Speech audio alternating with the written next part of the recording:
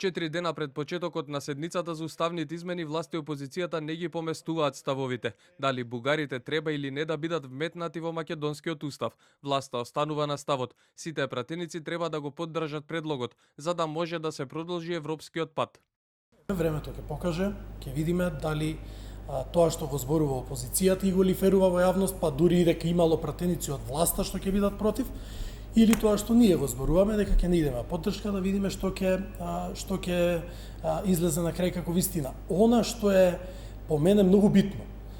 Не треба да лицитираме тука со бројки дали 5, 7, 8, 10 пратеника ќе гласаат за или 1-2 биле против. Сите 120 пратеници мора да сватат, не може да имаме подобар договор и подобра преговарачка рамка. Луѓе, доста губиме време.